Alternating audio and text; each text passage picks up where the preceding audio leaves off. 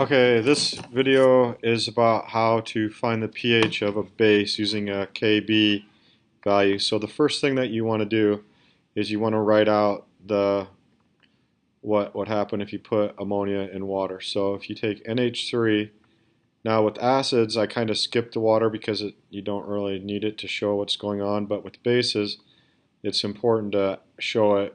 I'll show you that in a reason why is because bases, remember, accept hydrogen ions, and so without showing the water you might not know where the hydrogen ion comes from, but basically the ammonia is going to accept the hydrogen ion from water and turn into ammonium ion, and then the water, since it lost a hydrogen, would be turning into a hydroxide ion.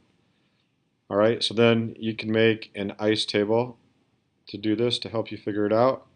And so now water, because it's a liquid, it doesn't have a molarity, it's not part of the equilibrium expression, so you can just ignore it.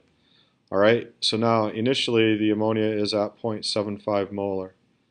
Okay, and the ions are 0 before you put it in the water, but once it's put in the water it starts dissociating or reacting with the water, and so it's going to go down by minus x because it's a 1-to-1 mole ratio. This is going to go up by x, and so will the hydroxide. And then you're going to have 0.75 minus x, and here you're going to have x and x. Now, how this goes, since we got to find the pH, the way that we're going to find it is by finding the OH and then changing that into an H plus and then finding the pH. So we're going to use this equilibrium expression, this Kb value. So we're going to write the Kb. This is for a base.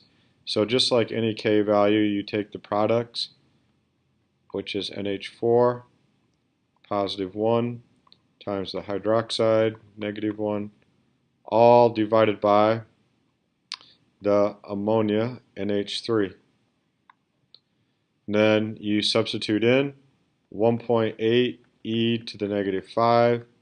That's going to equal the ammonia, which we don't know, which is x, times the hydroxide, which is also x, all over the ammonia at equilibrium is 0.75 minus x. Now, when we're giving you these Kb values that are really small, the x is so very small that we can ignore it. So what we'll do is just get rid of the x. It saves a lot of math. You could keep it and do the quadratic equation, but your answer would be pretty much the same. So it's just easier to drop it because it's so small. Anyway, so now what we're going to do is we're going to solve for this. So we're going to take 1.85 or 1.8 e to the minus 5 times 7.5. Then that's going to equal x squared, and then we're going to take the square root of it. And what you would find if you solve this problem is that x will be equal to 0.0037. And that's equal to your hydroxide ion concentration. Remember how we said that that's what x was? Now, because we know that, we can do two things. We first can find the pOH, which will be equal to the negative log of the OH, the hydroxide. And once we find that, we'll do that first, and then we'll use this equation, pH plus pOH equals 14, and that's how we'll find the pH. So first of all, let's do this. Let's find the pOH is going to equal the negative log, and we'll put in that 0.0037. That was our hydroxide ion concentration.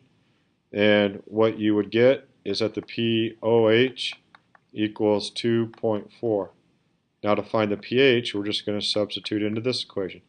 pH plus 2.4 equals 14. Subtract 2.4 from both sides, and you end up getting that the pH is equal to 11.6. That would be the final answer. So what you want to do first is to write out how it would go with water.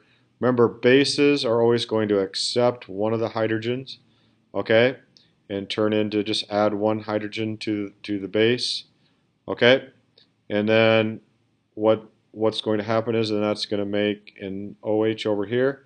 And how the reasoning should go, if you could find the hydroxide ion concentration, you could change that into a POH and then change the POH into a pH.